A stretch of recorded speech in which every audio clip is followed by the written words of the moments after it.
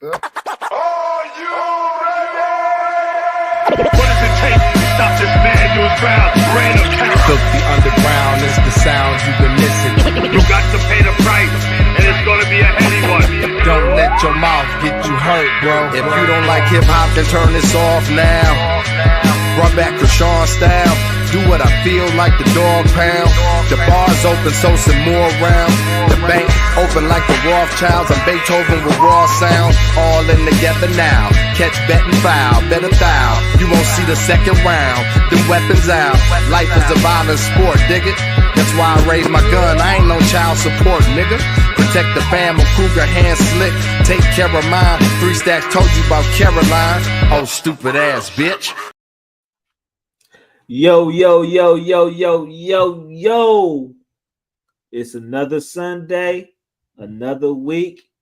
Merry Christmas and Happy New Year to the Hot Tag family. And welcome to the Hot Tag Radio Wrestling Podcast. I'm your host, Cliff, amongst my 3 other co-hosts, Catch and Bundles. Fellas, how was y'all weekend? How was y'all Christmas? And what's the plans for New Year's? Hold on, bro. Hey, this nigga tripping. What? This nigga sellers, bro. Hey, get him off the stage. This nigga tripping, bro. Come on, man. What do you got? Eagles shirt. Eagles t-shirt. Oh, man. This nigga's tripping. It's laundry day over here. It's laundry day over here, bro. So it's either that or go topless. We're wearing the Eagles shirt while it's laundry day. Still lions around this motherfucker. But you are not going Rick Ross on this fucking podcast today. Exactly. I'm not trying to. So I was just like, listen, bro, just put the Eagles shirt on and just ride it out, bro. Cut me some slack a little bit. Oh man. Look, I'll cut you some slack. Yeah, Jalen Hurd ain't playing, so fuck it. So how was y'all Christmas, fellas? Man, I'm so broke, bro. I'm so broke, dog. I'm so broke. But my kids is happy. But I'm broke as hell. Hey, I ain't gonna hold you up, bro. I gotta, as we are adults and shit, you know what I'm saying? We don't really be wanting shit for Christmas for real, but it's the thought that counts. I think next year, when people ask me what you want for Christmas, I'm gonna just say like something, because a lot of the gifts is cool, but it's like some of the gifts is like, bro, I would never use this shit. I would never wear this shit. Give an example, bro. Give an example. So my mom bought me some slippers, bro. But it's like I had a pair of flip flops and all kind of shits around the house, man. This is just another pair. I can get these away, and my pops bought me a sweater. It's the ugliest fucking sweater I've ever seen in my life, bro. The ugliest sweater. Like, I'm not ever go fucking wear this, bro. I'm giving this away immediately. So it's like next year, I'm gonna just start telling motherfuckers like, yes, this is exactly what I want. If you're not gonna get it, just pitch in and somebody else will buy that motherfucker, bro. This shit gotta stop, dog. Hey, I respect that, bro. I respect that. Yeah, bro. Yeah, I feel that. I don't never expect anything from Christmas. I don't want nobody to buy me anything, bro. That's our subconscious, because we know we getting trash gifts. That's us trying to trick ourselves. Oh, we hope not. Yeah, we do. My wife said every year, like, I'm a tough motherfucker to buy a gift for, because usually, we've had this discussion before. Throughout the year, if it's something I want, I'm just gonna go buy it because I got the money to go buy it. Exactly. Yeah. So at the end of the year, it's not necessarily anything I want, but if you go get me something, bro, get me something that I can actually use. Don't just get it just to say you got it. You feel what I'm saying? I feel you. Yeah. That's real. That's what I've been. PS5 controller. I could get it. Give me a PS5. I've been hitting at the PS5 for 8 months. You know what I'm saying? But I got some good gifts though. I can't lie. They was thoughtful. I got an electric weed grinder, some Lions gear. You know what I'm saying? Can't go wrong with that. Got some Timbs, got some New Balances, some dope ass New Balances. Oh, you cleaned up. Yeah, my kids got me absolutely nothing. I'm drinking my gift. See? My daughter got me some beard oil. That was dope. I used that. I didn't get nothing. Our kids don't know the art of giving on Christmas, so we got to fix that next year. Like, my son got a job. Bruh. Like, hold on, nigga. These niggas still making lists for Santa. Like, bro, hold on. What the fuck? Man. Hey, I'm with you. My sons, I'm like, damn, man. I ain't let y'all up. Y'all grown now. What's going on? Man. You know? Yeah. You know how the game go, bro. We don't get no love until we almost at that point. You know, that's when they all love us and care.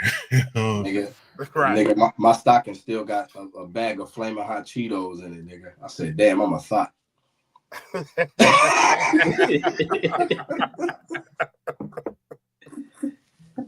The flaming hot boy. I'm gonna eat them motherfuckers today, though. I appreciate it. Right, I got some dots in mine. Shit, I'm gonna wait till. We're gonna Lions. I forgot we're gonna damn Lions game today. I keep forgetting. Tomorrow night, buddy. Oh, okay. Good. I mean, my fantasy league championship, I need all of the Lions to go crazy tomorrow so I can go ahead and win this money down. I won't be broke no more. Right. I can't even talk about fantasy no more. Man, I got played. My team disappointed me, and hey, it's all good. We was injured the whole season. I'm surprised I had the record I had at the end of the season anyway. So I think I did pretty good. Hey, tell you, I need that 50 for that PS5. I don't even know what I'm gonna play on it though. Everybody else. I just want one. I just want an expensive gift. Like niggas, I had to cash out. Hey, you get back on get on PS5. Come back home with us, boy. Nah, come back home. What man. you got Xbox? Yeah. What's the difference? Because I'm trying to get myself a video game, and I need to know what's the difference. I got gaming experts here. Real quick, I know we got to talk wrestling, but help your boy. I just spoke with Sony, man. Oog has all the systems. He's all the system guy. No, I ain't got it this year. Just get Xbox. The Xbox got Game Pass. That shit just like Netflix for games to me. So for less than $20 a month, nigga, I can play over 1,000 games. They be dropping day one titles too. So it's more social to me on Xbox to me. You know what I'm saying? But like, especially for you and your kids, Game Pass is probably the best deal in gaming. August got PS5, but I don't get to fuck with it because he on it all the time. Yeah, but they online shit costs too much. Who you telling, bro?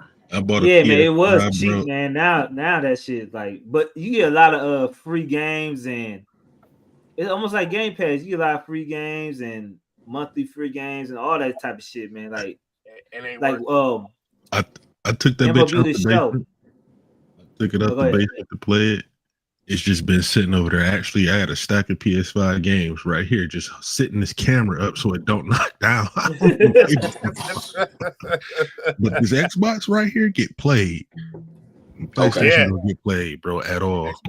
I love my PS5, but man, we back on Pub Hard, man. We need you. It's PUBG. Let me dust the rifle off because I got you. The backpack. Yeah. Let me get the backpack ready, man. Stop it to this mess show. Stop it to this mid. That was bullshit. Hey. Stop it to this. I mean, actually, let me ask y'all a question about it. AEW. We ain't gonna deep dive into the show right now, but as far as the show as a whole, how did y'all feel about the show, man? I thought it was pretty good, actually. AEW is known for having good pay-per-views and stuff, so that was pretty good, man. But what your thoughts about the AEW Worlds End, the whole show overall? Overall, man, I'm not gonna lie to you. I didn't enjoy it as much as Full Gear last month. I didn't enjoy it as much as that, bro. Oh wow! I thought it was better than Full Gear. It was okay. It was all right. I actually fell asleep on the main event. I'm guessing just had to be completely trash because I fell asleep like that was trash. Minutes into that shit. Like literally when I like came up out of my sleep. I seen Copeland standing there. I was like, oh shit, what I miss? I'll watch it in the morning, bro. And went back to sleep, man. But from what I watched, if I had to grade it, I give it like a C plus B minus, bro. Yeah, that main event, I think they ended it early because they was on the motherfucking like Tony Schiavone and Jim Ross and Excalibur. They was on the mic just bullshitting for a good 5 minutes. Thanks, guys. Somebody got hurt. Bullshit. No, Somebody got hurt. Probably so. I don't know. It just like it seemed like it just the match ended prematurely, or didn't end when they were supposed to end on the time. But Tony Schiavone and all of them was just bullshitting. Edge got on a mic and the mic didn't work and shit like that. But I'll talk more about it at the end of it. Catch, what your thoughts? I ended up finding. I started watching some of it last night when we was in the chat, and I watched the rest this morning. I give it a solid B minus.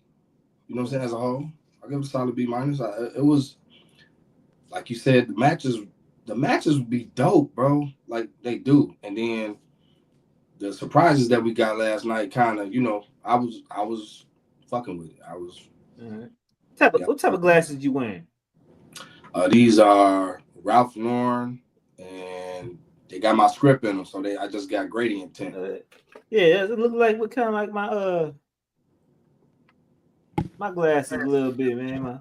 My Versace boys. Nigga trying to say you stole his shit, bro. Yeah, right.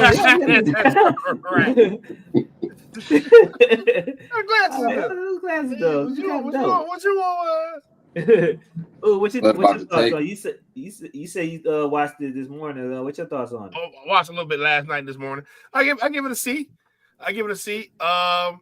Man, I got a few complaints, man. But Jesus, I feel like the women be going harder in AEW. They do. In the hardcore matches, man.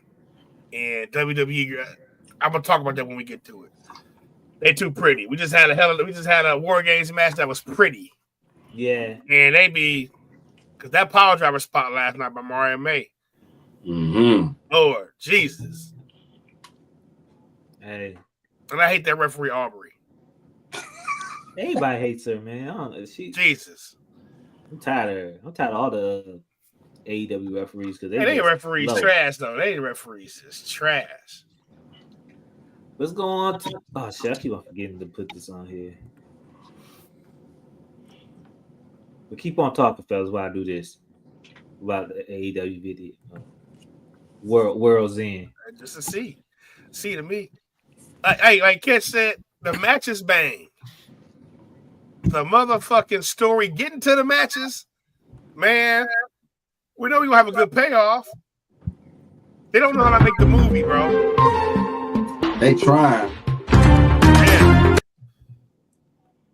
They trying. But you know what? With AEW, it seems like they're trying to start. We got a new year. It's a new year. Yeah, they're trying to start something new. But it just seems like I don't know. It's like they missing a part of it. Like with I don't want to go in depth. With the main event, it seems like they're trying to tell something with the Edge and FTR right now, but it seems like they're missing a big part of the story before them. You know what I'm saying? Like they're still missing the why. Why Moxley is trying to change AEW? Why are they doing this? You know what I'm saying? I was kind of I agree with you on that, Cliff. But the more I pay attention to a lot of the stories, let's say for the last year with them, it just seems like they sit there and they talk about what the story is, and then once they get started, somebody says, "No, I don't want to do that." So then they try to build around other ways to get to that point. Right? And none of that shit makes sense. That's what it's starting to feel like. I could be 100% wrong, obviously, but you just started watching that shit. It just don't seem right. I got that in my notes. But let's now go and talk about the Cliff Notes weekly rumors and news.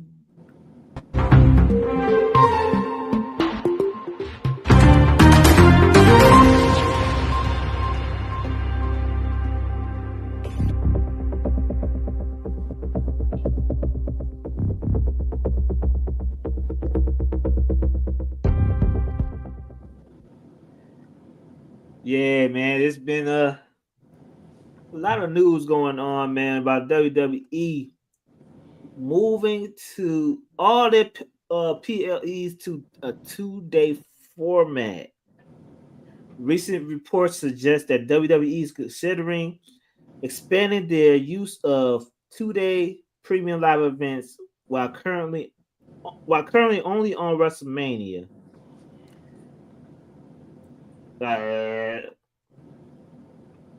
Okay, they are trying to shit. They're trying to starting at Royal Rumble. They're trying to put Royal Rumble as a 2-day night PLE and Money in the Bank a 2-day night PLE. And it's saying it should allow more storylines to expand and allow more title matches to be fought on those matches. And basically, after those go off as 2 days, they may eventually move forward and put all of PLEs as a two-day event. What do y'all think about WWE possibly moving all their PLEs to a 2-night event? And is it worth it? Let's start off with bundles.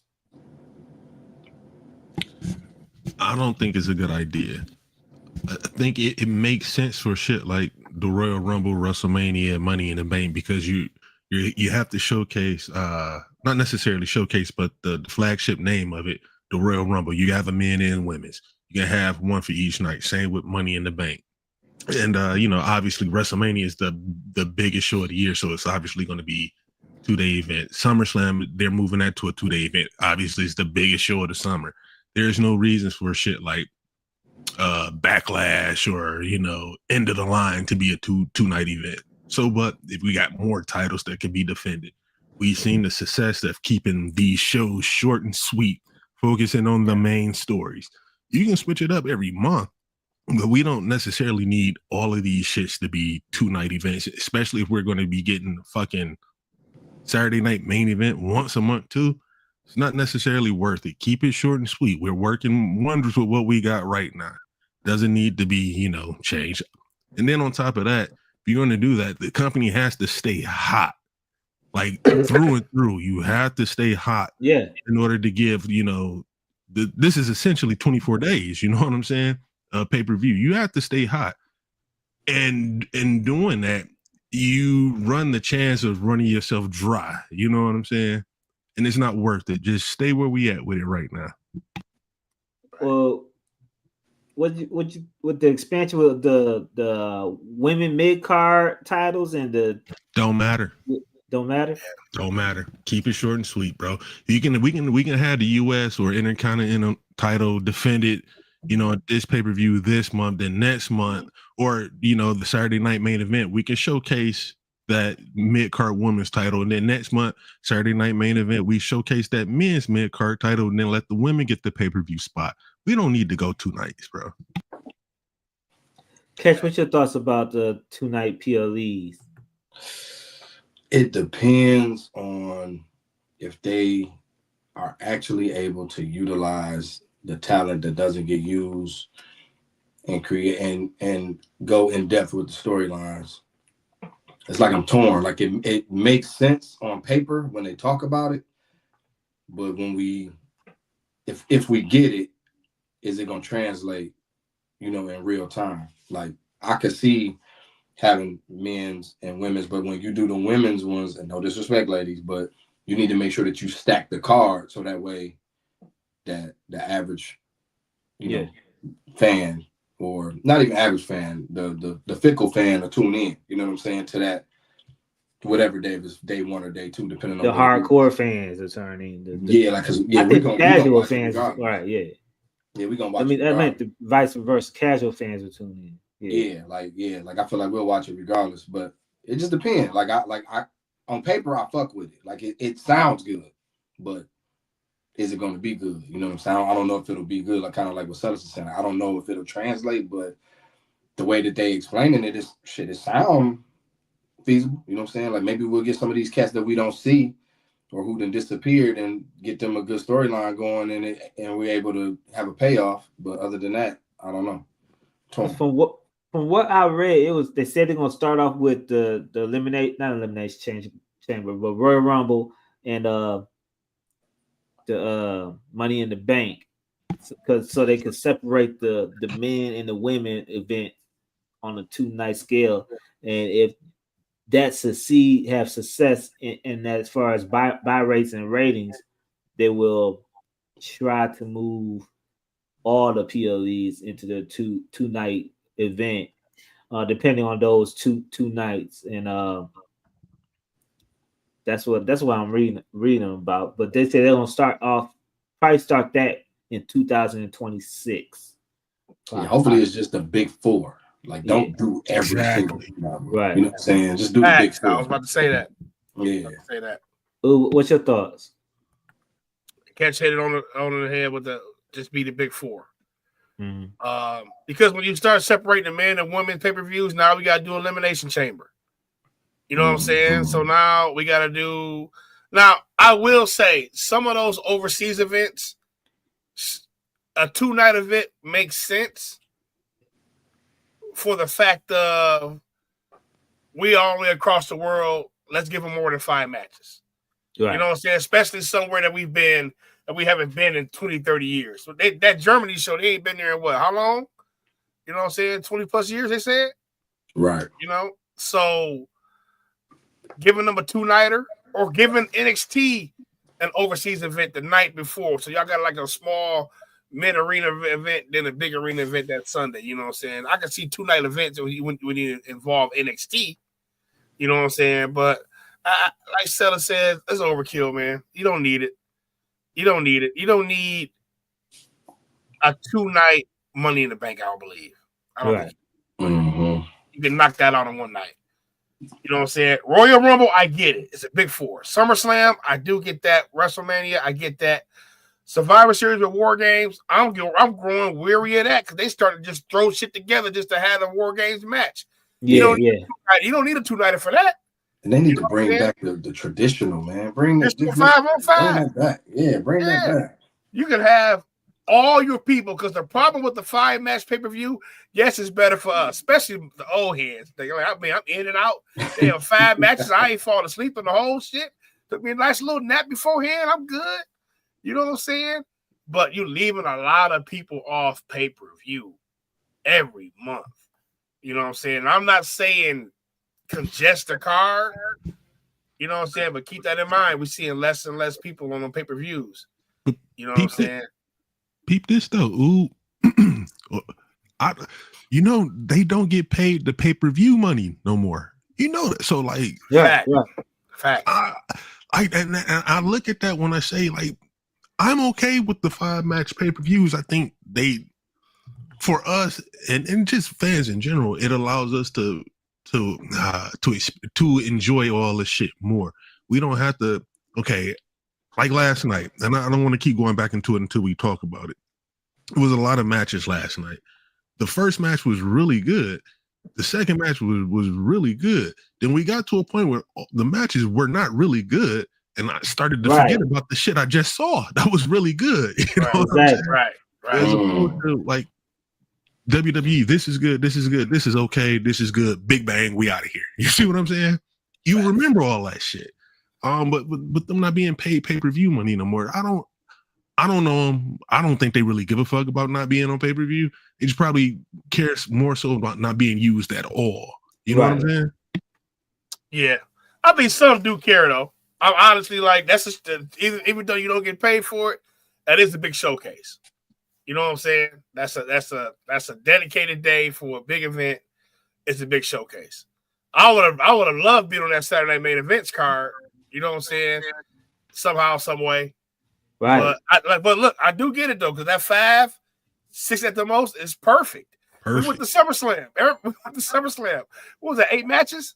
God damn. Listen, bro. We ain't need that Shayna and Ronda Rousey. We ain't need all the other shit, you know. I'm ready to go. Man. So I mean, you're right about that, dog.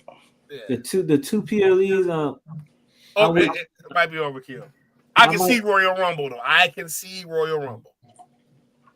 I'm with Catch. I'm in between, but because I could see them doing it.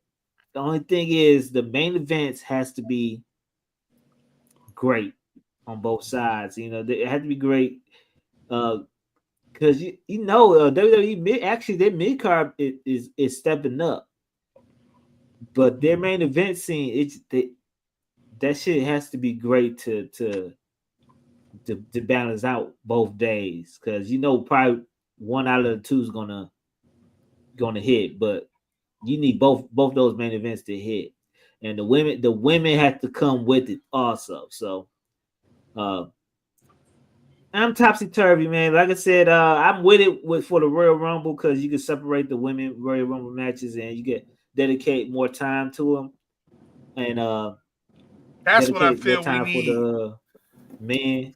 I'm with it with that, but you still have to have the matches in between to make it a worthwhile pay per view because most of that pay per view is the Royal Rumble. So I'm not opposed to half of that bitch being a Royal Rumble. I think it need to be. right. Yeah, and it got the in between matches got to be fire. Fire. They got to be fire. You got to stack the deck. Yeah. Royal Rumble always has some great feuds right before WrestleMania. You know what I'm saying? That nice little pre-WrestleMania feud, and then we get into the nitty-gritty, or they start some shit around Royal Rumble. But I feel like a Royal Rumble needs to take up half the damn show. Right. Mm-hmm. Like it's 30 motherfuckers that's trying to win a world title shot, bro. Like it needs to be more stakes, a little bit more, a little bit more surprises. Right. So surprise me this year. Less of the Rumbles in the early to mid 90s, more of the Rumbles we've had the last 3 years. Exactly. Right. Exactly. Let's go on to the next subject at hand. According to reports, Tony Khan believes that airing the footage of the altercation between CM Punk and Jack Perry at All In was a key factor in securing AEW's new TV deal with Warner Brothers Discovery. According to Dave Meltzer in the Wrestling Observer Radio, he reported that Tony believes that the incident, while controversial, generated significant interest and helped AEW secure a favorable deal. Ooh, what's your thoughts about Tony Khan delusions again? It's delusional, bro. You looking like a bitch got you a TV deal? Stop, bro. I'm really tired of this guy. No, bro. You got the TV deal because you're alternative to WWE. You know what I'm saying? And it's a content war right now with these streaming sites to where everybody wants something exclusive to bring in viewers to their sites. You know what I'm saying? The Max strategy by HBO Max is, okay, we need wrestling. So now we got wrestling over here. You're going to bring some eyes to our app. That's what it's about nowadays. Everybody wants something exclusive. So AEW benefited from it. I wish TNA would find some way to get something. You know what I'm saying? I think they in close, cahoots with, TKO though. So they probably got something brewing with. Did TKO get their library? Something like that. I think it was like on a shared stream with UFC or some shit like that. If I'm not mistaken. Yeah, but hell no, they didn't help them get that damn deal. You got the damn deal because you did moderate numbers. You still got big names down there. And they just need the content, bro. Stop acting like it was like, oh, man, because the Swerve video make him like a damn dork. Yeah, we on Fox. See, Fox gave us a deal. See, you don't know about that. CBS gave us a deal, too. And here we going to CNN. Like, bro, be quiet, bro. Y'all barely, you know what I'm saying? Like, stop it, bro. Even though it's a good deal. It's a good deal. You know what I'm saying? But y'all got it because y'all the alternative to the big dogs. And we need some type of wrestling content. Catch, what's your thoughts about Tony Khan and his delusional thoughts?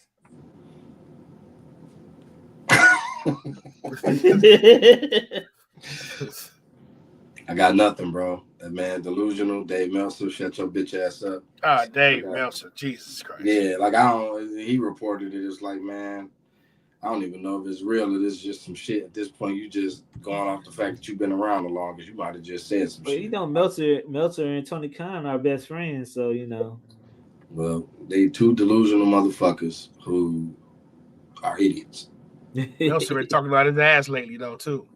Yeah, man. Like, I mean, why do you feel like a big corporation gave a fuck about Jack Perry getting beat up? They don't even know who the fuck he is. They know his dad, but they don't fucking know him. Like, this ain't 90210, nigga. Don't nobody know you. Right. Nobody fucking know you, bro. Nobody care that you got beat up, Jungle Boy. Nobody care.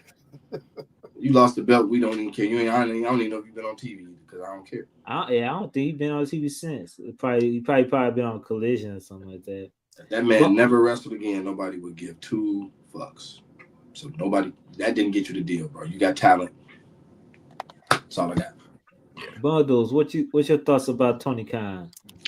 Yeah, I agree with the fellas. That is a very delusional statement. However, I'm going to say something. I'm looking at the camera. I don't know if this is 100% true or not. However, from the context that I got it from and the source that I got it from, it seems to be 100% legit.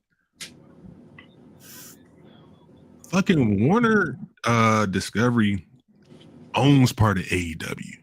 Yeah. So all the money that they're giving AEW, they're getting right back.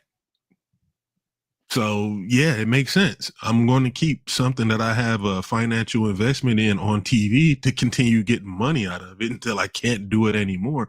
Till those ratings go below a consistent 300,000 every fucking week. Then yeah, we got to do something about it. But till then, the numbers are good. You know, in regards to at least cable TV, the numbers are good, and we're still getting paid. We're going to get some kickback from people who still buy pay-per-views from cable companies and other streaming services. We're still getting kickbacks from that. Why the fuck not? You see what I'm saying? I wouldn't be surprised that Warner Brothers told Tony to show the tape. But what? Like, that would, I don't think that would have. Well, I don't know, bro. Like, me personally, if I'm just business standpoint, I don't. That's not a good idea. You know what I'm saying? It's not a good idea. But if you look at the time that they did it, it makes sense. They did it right after night one of WrestleMania, which is like the kickoff, like the biggest wrestling time of the year.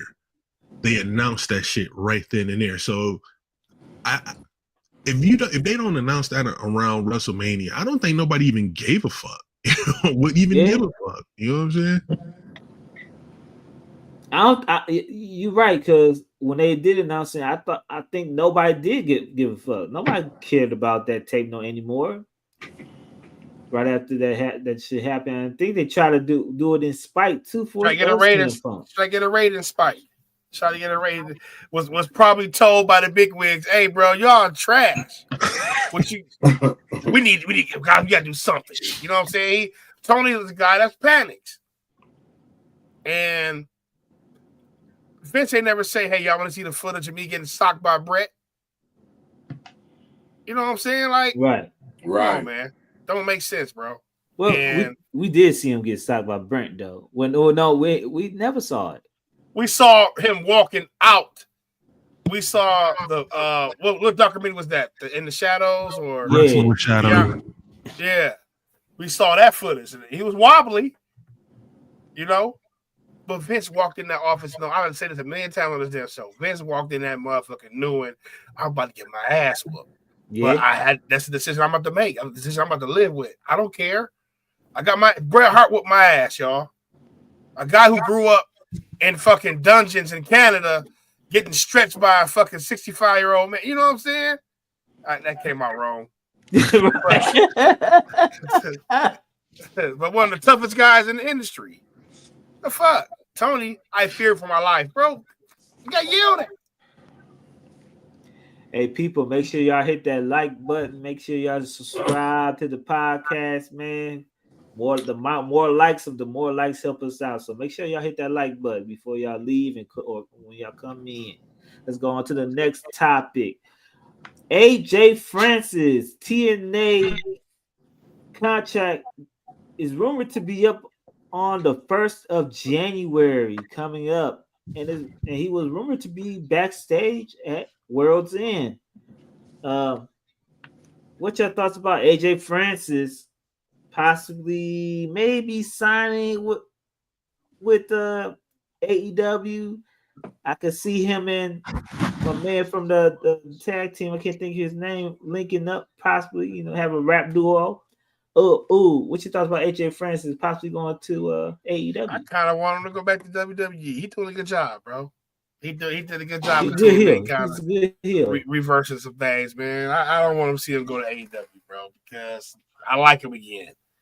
And you know what happens to AEW? You know what I'm saying? About to get a big debut, and then he about to be. We're gonna talk about this particular person later in the match. Later in the show today. But you're gonna get Ricochet. You know what I'm saying? And that's all it is, bro. They don't know what to do with people. They don't know what to do with guys after they debut. They don't know how to build stories for new dudes.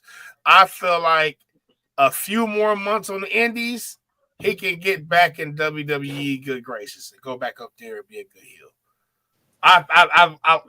They trusted this guy to have. He hosted a WWE show. He hosted the show about the antiques and relics. Mm-hmm. You know what I'm saying? So the guy's a good spokesperson, former NFL player, good talker.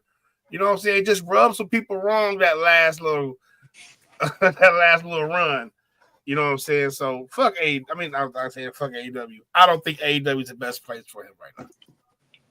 Why you don't think him and Swerve can reconnect, or him and what's my man Max Caster can connect and become something? Too inconsistent, Cliff. Swerve got 6 beefs going on right now. He still got white dude burned his house down right now. I'm about to beef with 2 other niggas. I don't get like that. I need some logic in that, because my eyes would be red till he's dead. You know what I'm saying? Yeah, but now I'm beefing with 2 new niggas that just came here. Because I'm, you know what I'm saying? Like, bro. This nigga just called Swerve 50 in 2003, bro.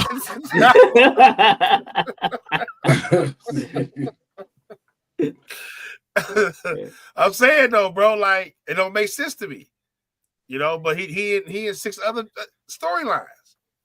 So Swerve need the help, but man, you taking more of that spotlight off Swerve, bro, who just totally lost his championship aura.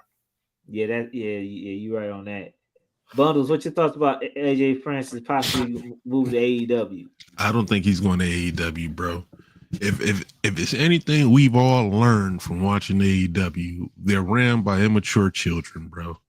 Remember when he was in WWE, he dropped this controversial freestyle, and it was a Young Bucks diss about how they appropriating African American culture by wearing gym shoes and sneakers. That's not where y'all come from. Y'all Vans and skateboards. Y'all don't do this. Y'all got money now. Y'all want to yada yada yada. And they took that shit personal. I don't think he gonna go there, bro. I think if it was brought to the attention, hey, let's bring him in. I legitimately think they would do some hoe shit and be like, no, don't bring him in. We heard this about him. You this, that, and the third, yada, yada. So I don't think he going there. But I do agree with stay on the indies, bro. Stay on the indies for a little bit. Re-up with TNA, go to MLW, get some shots over in Japan or something. But do not sign with AEW if it is an option. Don't do it, bro. Unless you just ready to be like, give me the bag for the next 5 years. Yeah, might be the bag. You might got the bag. Hey, I ain't mad. Yeah, I wouldn't be mad at it then, bro. But you're entertaining, bro. You've been entertaining. You've gotten better. Go back to the big leagues if it's a possibility. If it's not, man, just stay true to yourself, bro. We see what they go do to you. You know what I'm saying? We know who's running shit behind the scenes. We know how they deal with people who rub them the wrong way, or people they felt, don't fuck with them or whatever the fuck, man. We know what's gonna happen. So I would just prefer you not do it. Catch, man. What's your thoughts about AJ? Shit. AEW. Two things could be true, bro.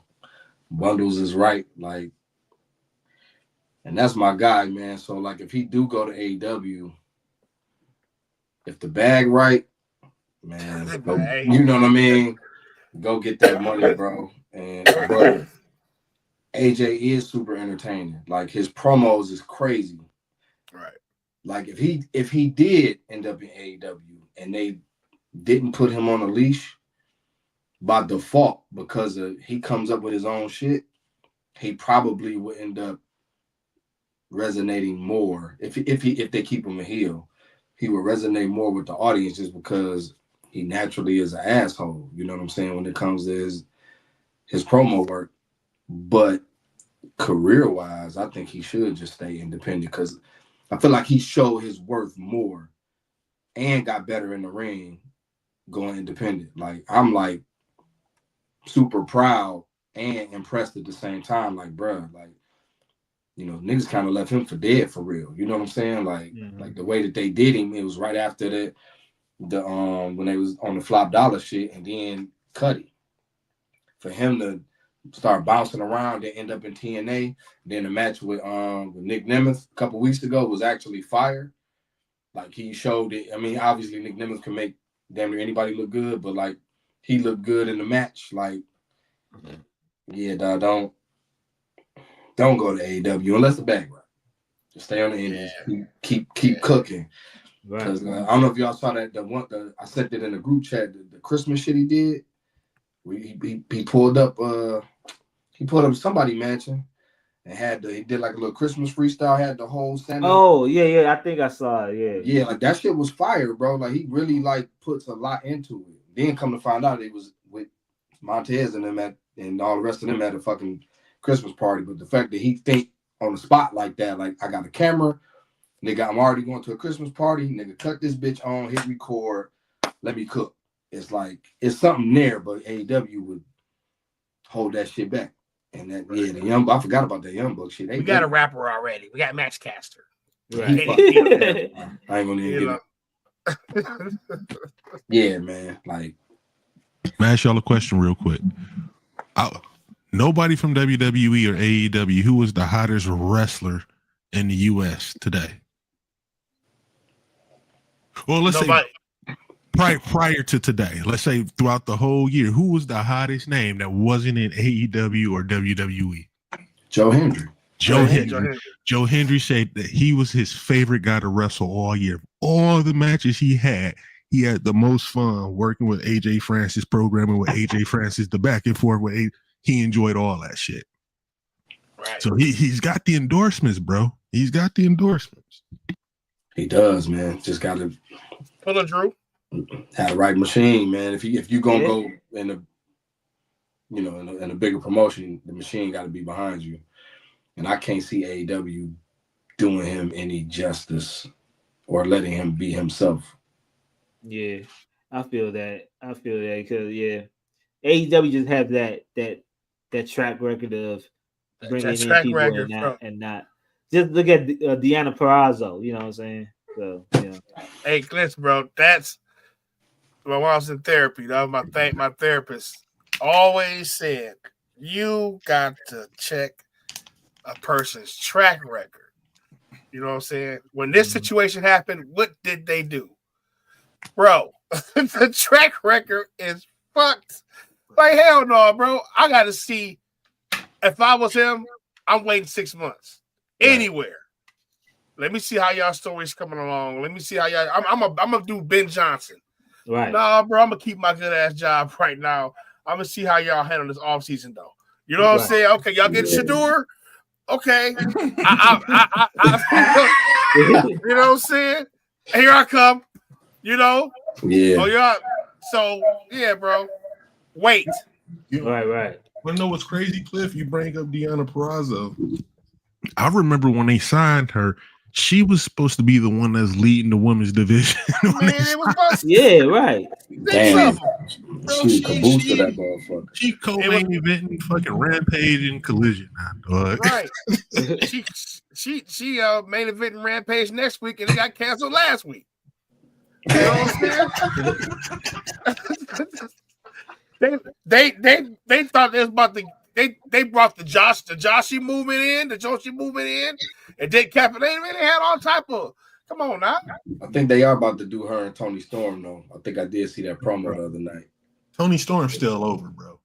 She's still over. She like we never wrestled before. You know, they playing to the fact that she don't have her memory. Right? Yeah. So let's go on to the next topic. The Queen, Charlotte Flair. Recent reports suggest that Charlotte Flair will be embracing a darker Queen persona upon her WWE return. Fellas, what y'all think about Charlotte Flair? You know, casting the actual Queen. I'm the Ric Flair's daughter gimmick and put it into a darker, more meaner persona. Now, I'm quite interested in this. I hope the rumors are true about this. What's your thoughts about that? Nobody can wrestle in heels like Charlotte can. I'm telling you. I've never seen nobody move, run, do shit in heels. I'm talking about them heels. Mm-hmm. You know what I'm saying? Charlotte coming in an all black leather with the sunglasses, with the tone lokes. Right. You know what I'm saying? Like, I dig it. You know what I'm saying? It's a character refresh for her. We forget who's on the shelf at WWE, bro.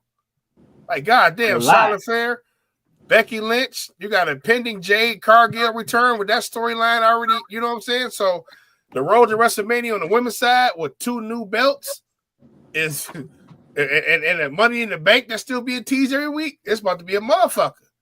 You know what I'm saying? So Charlotte coming back with a brand new gimmick. I'm hoping she goes to Raw, but the comp is on SmackDown. Well, the match I want with her and Bianca. So SmackDown. We did the Rhea Ripley match already. But her and Bianca is the SmackDown one. But I dig it, man. Leave that Queen gimmick alone for a while. You know what I'm saying? You're the most accomplished female wrestler ever. You know, people be hating, man, but she the best. Like, on some real shit. And I would love to see that all leather tone, low shades. You know, don't dye the hair though. But I like to see a darker. This is Charlotte. This is my prediction. Oh, here we go. Cliff of Diamonds right here. Yeah, here we go. Charlotte Flair is the main corporate that took out Jade Cargill. Yeah. That's it. It's gonna start a feud between Jade Cargill and Bianca with Charlotte Flair. Because it's too obvious. It's too obvious with Naomi and Bianca. It's too obvious. You know Charlotte will be. Charlotte and Naomi is gonna hook up together as heels. You think Naomi is the other culprit? That's funny. She needs help. If you go listen to a lot of Charlotte interviews in the past 2 years, Naomi is her girl, bro. That makes sense, man. She always big up Naomi. Like, if she ain't bigging up nobody else, she bigging up Naomi like a motherfucker. So that makes sense. Man. It's either gonna be Charlotte and Naomi or Charlotte and Asuka. Okay. Let me ask you, Asuka, bro. Why not why not you do the 4 horsemen? I mean, they can't because what's her name ain't there. But you can replace her. Yeah. Why not do the 4 horsewomen? She been replaced. On the main, you know what I mean?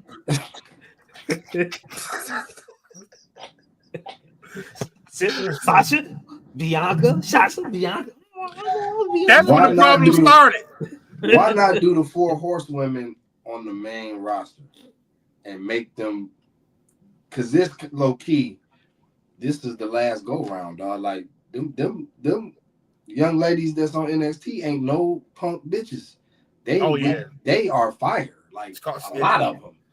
So why not give them the last hurrah? Yeah, like let them cook for the next year. They might have them. I think that's what they're doing. I hope so. They're just gonna have to find something for Bailey. No, because Cliff had the Clifford-Damas. The Ustradamus one is in plain sight. It might be Bailey helping Charlotte. Oh yeah, because they are friends too. Yeah. Yeah, Bailey. Keep a girl. You see, I'm recording. Bailey needs something to do. This babyface Bailey shit, it ain't cutting it. So it might be a whole little conspiracy, but I think Bailey got something to do with that shit too, Cliff. Yeah. I mean, you know, I'm intrigued. I'm intrigued. Otherwise, I've been intrigued. I hope Charlotte Flair has something to do with it. Bonus, what's your thoughts about Charlotte Flair and her rumored darker gimmick? I've said it for years. You know, I've posted it in the group. Man, Charlotte is the best women's wrestler, hands down. I know we love Bianca, we love Bailey, Sasha, and all that. None of them hold a candle to Charlotte, bro. None of them. So whenever she come back, whatever she do, I'm always all in, bro. But you say a new darker gimmick. I mean, it's just her regular gimmick just turned up or some shit, because she's always just been, bitch, I'm better than you.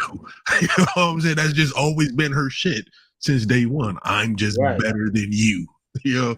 So we'll see how it works itself out. But whenever she's back, I'm all in. Catch, what's your thoughts about Charlotte and her newer rumored darker gimmick? Depending on how I go. I mean, she already been a fucking hell of a heel. Unless she just about to completely just start injuring women. You know what I mean? Like taking them out. But I want the 4 horsewomen. I want her to be the lead in her new darker role and bring 3 other women with her to the dark side, and they run fast like that all year. Like literally all year, like from Royal Rumble to Royal Rumble, I would like to see her and whoever she with run it.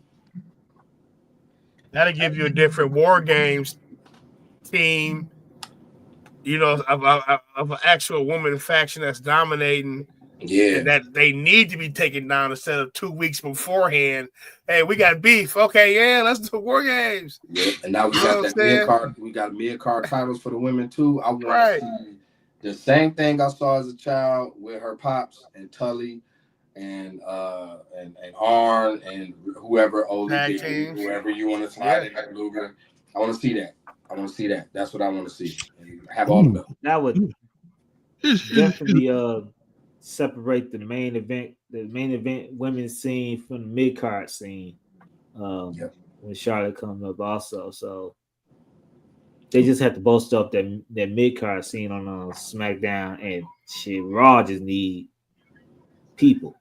So you know, I think that IC title gonna help Raw though. I think he's gonna help Raw a little bit. Hey, I want to ask Catch a question real quick. You bring up the 4 horsemen thing, right? Okay, so we have Charlotte as Rick. Let's say we will have Bailey as Tully. He was the other singles guy. And let's just say we get, I'm gonna just throw a name tag team out there. No, I'm gonna just throw a random tag team. Let's say we get Carter and Chance. That's your 4 horsewoman core right there, right? Mm-hmm. Who's gonna be the JJ Dillon? Who's the showcase mouthpiece for them? You know what I'm saying? Because we got 2 people who can cut promos already. Who the showcase mouthpiece? Gotta be somebody old. I got a name in mind. I just want to see what he was thinking. Natalia. Okay, I can see Natty. Natalia, like she don't, you don't need to do too much in-ring work, but you still, mobile enough and strong enough to be effective. As I'm gonna interfere and fuck somebody up, but like not, you don't need to be in the ring no more. I was thinking they probably bring in like I'm thinking showcase mouthpiece, bro. Okay. Who's a pretty good talker for the women, you know, that we know ain't gonna wrestle no more. I'm trying to think. I'm drawing a fucking blank. I'm really trying to think. It can't be Trish Stratus or something like that. Trish Stratus, Ooh. Stephanie McMahon. Those are the two names I was thinking. Steph would be crazy. That would be crazy if it was Steph. Yeah, that would be crazy. Trish would work. No, those are the only two names I had. Trish. That's the only thing. The only two I could think of. I would like to see Stephanie McMahon more than Trish, though. Boy, Stephanie would be tearing a hole through motherfuckers, bro. Right. Boy. That'll be sick, bro, and it'll be dope. And it'll by the time you get around to next year, the women who are ready in NXT, they you know what I mean? They legit will be like ready, and it'll almost be like you could kind of pass the torch a little bit. I think you should pat like I like that Katana and Chance, you know what I'm saying, but Lash being with because Charlotte will probably want women that she deems as the perfect specimens, like we athletes, nigga. We, you know what I'm saying? Yeah. I pride myself with the prime, with Last Legends, who you know, Last Legend, somebody like that. You gotta have. Woo! I just know. I listen. I feel strongly with Charlotte coming back. I know she's gonna have some kind of ties. They're not gonna let her do it by herself. Are her and Becky still beefed out? No, they made up. They friends. Oh man, Becky, Charlotte. I don't know where Becky fits. Boy. Unless they do a 2-woman power trip. She needs to tag. Becky about to go back right on Raw. Do a 3-woman power trip, huh? Becky let Nia break her face, bro. When Nia and fucking Charlotte had a misunderstanding in the ring, Charlotte was ready to scrap like yeah, right. Yeah. Straight receipts. Bitch. Right. That shit was that shit was hype though. Yeah. Then she terms I ain't selling shit. Hey, what if it was Charlotte? What if it was Charlotte, Naomi, Bianca, and Baby? What if it was them? I'll turn on Jade. Jade had to have backup and stuff like that. What about a 3-woman power trip? That would be crazy. Becky, Bailey, and Charlotte. Y'all new chicks coming here on our shit. We built this shit for you motherfuckers. They giving you all you motherfuckers on. That's a way to make Becky interested again because I don't know where Becky fits at now, fellas. I'll be honest with you. Only thing, if you're going to put them three together, you have to put Naomi on there. You have to. She could be the fourth pillar of that. Yeah. She is from that era. Yeah, and she hasn't gotten the belt that she got back. She been wrong, so she probably could be in there and feel like Jade is taking her spot. So they could be like 4 pillars of, because she is from that era. Like y'all new motherfuckers coming here getting all this shit. You gifted me a belt. You know what I'm saying? What the fuck y'all think y'all are? Because it's listen. It's classic case. We mentioned it earlier. We talked about when Bianca came, what happened to Sasha? All of a sudden, Sasha having these problems, y'all. Right. We know why. We all work at establishments where you work with women, and then when the new girl comes in, what happens, guys? It ain't that she's probably, and she just knew. You know what I'm saying? And I was like, well, fuck y'all. Now you want to bring donuts. You know what I'm saying? I just want to say this. Tony Khan, do you see how we are talking about a story amongst the wrestlers? It keeps it interesting. I just want to tell you that, Tony Khan. It keeps your wrestlers interested. Jade hasn't been on the program for a month right now. But we are still talking about her because Charlotte Flair is rumored to come back, and we are wondering why exactly why Jade is out. We are wondering why Jade is out and how and who done it. You know what I'm saying? So you you catch your 4 horsemen. You know what? Charlotte, Becky, Naomi, Bailey. Bailey and Naomi could be the tag. The 4 pillars, like Becky could be single, and Charlotte be single. That'd be crazy, right. And then a 5th tag along. I don't know, Alexa Bliss, somebody from that other era. But she'd probably be Wyatt family. Carmella and Bliss ain't back yet. Carmella, Forgot about Carmella. Lord. Forgot all about Carmella. Forgot about Carmella. It's been almost 2-3 years, but since her. And they already established that even if you own another brand, you can challenge for the other brand's mid-card title. Remember when they dropped that tidbit? Mm-hmm. So you can have a stable to where you got your world champion, both mid-carders, both 2 world, they could be on a power trip for real. Legit.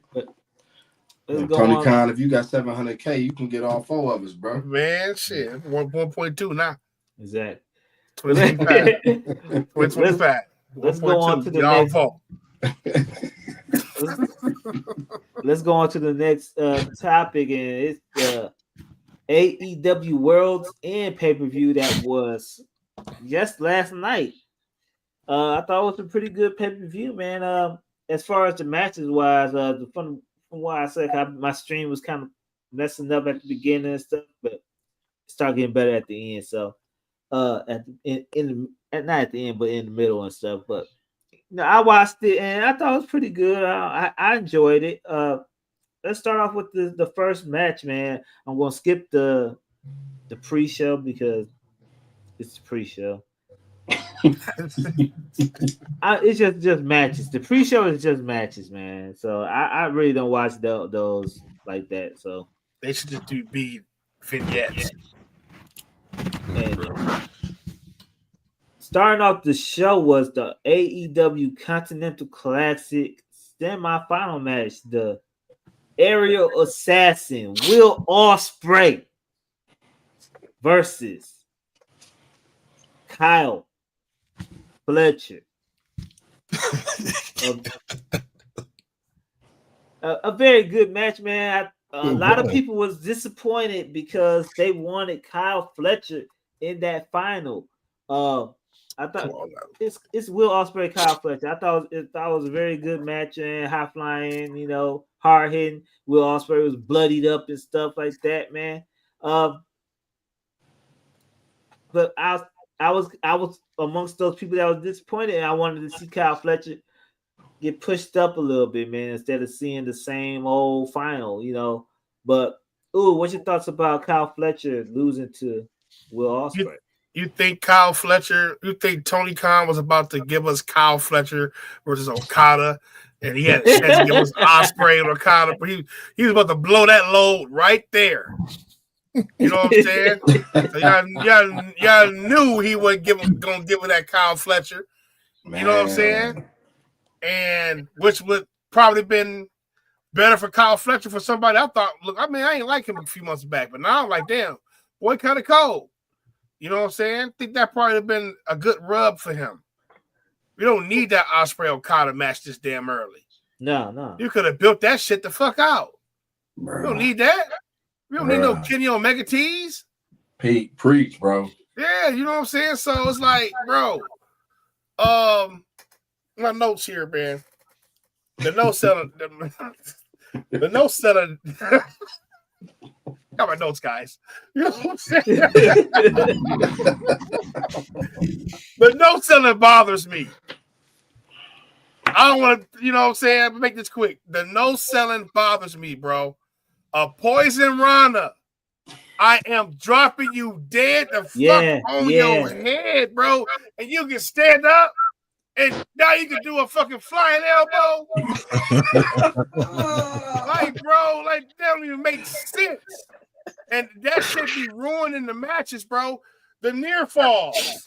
There's too many near falls on AEW shit, but the near falls on this, bro did one of the most craziest last rides power bombs I've ever seen, bro.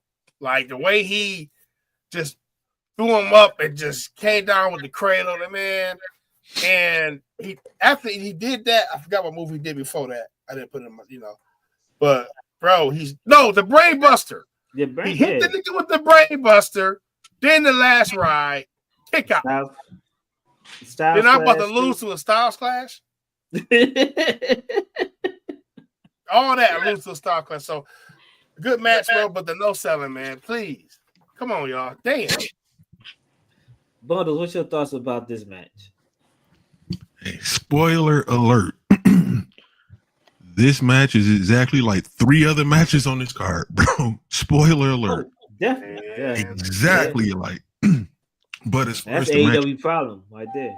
As far as the match itself goes, just like you, Cliff, I had some issues at the beginning, and it happened right after Ospreay started bleeding. It's like screen went black. You hear all audio, you see nothing, but screen black. So I had to reload my shit again, and it came back up. So there's a good 6 to 7 minutes of the match that I missed. But the match itself was okay. Like Oob said, bro, a couple of months ago, fuck a Kyle Fletcher, but this motherfucker has made himself like, I fucks with this dude, bro. I want to see him do good things in 2025. Although I knew he wasn't going to win this particular match because he beat him last month, so obviously Ospreay got to get his back. It was okay. You know what I'm saying? It wasn't better than the match they had last month. The match they had last month was fucking, even with all the near falls and close finishes and all that shit, it was entertaining. This was just like, get to the point and get it over with type ordeal. That's how I felt watching the match. But it was okay. It wasn't like a shitty match. It was just your typical here comes the pain, spam triangle, L1 every 25 seconds. Right. Oh, don't forget blood. Oh, yeah. That's what I said. Spoiler alert. That is going to be in a shitload of matches. Like even the matches that it should not even be in, bro. There's a lot of that. So it okay. Catch, what's your thoughts about the Kyle Fletcher Will Ospreay match? Super dope match. Wrong ending.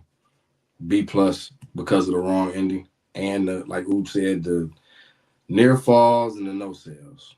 But it was a super dope match. Like I don't want to sound like I'm being overly critical. It was a super dope match.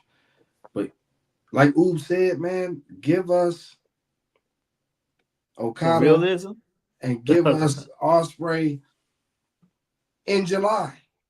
Don't do it right now at the end of the year. Like why? Like and I don't want to go jump ahead, but why give us the match at World's End? Like there was no reason. Right. Let Fletcher go. Okada was gonna win anyway. Ospreay done put over the whole roster this year. And he supposed to be the guy. True. He put over everybody. Like let him put over Fletcher to establish 2025. He wanted him. And then getting to the finals, lose to Okada, and it's like exactly. You know what I mean? There's no harm, no foul in losing to arguably one of the best wrestlers ever. You know what I'm saying? Like, but B+ for me. You know what I'm saying? Just because of the no sales, near falls, wrong ending. But the match was incredible. And let's go on to the next match that AEW kind of spoiled this match by saying Okada was the greatest tournament.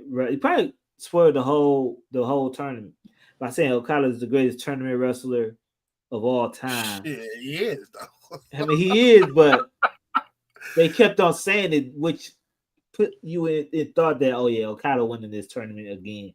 So the next match is Okada versus Ricochet. Fellas, man, I hate to say it, man, but I'm kind of liking heel Ricochet a little bit. I am too. I'm kind of liking heel Ricochet a little bit. He still can't talk, but his heelish actors and his that's what you want. I don't like it, but it's getting so obnoxious that it's kind of like when Okada kept on saying bitch and shit, which he did say bitch to, yesterday also. You start liking that shit. You know what I'm saying? It's kind of you keep on doing it, but it makes you like it.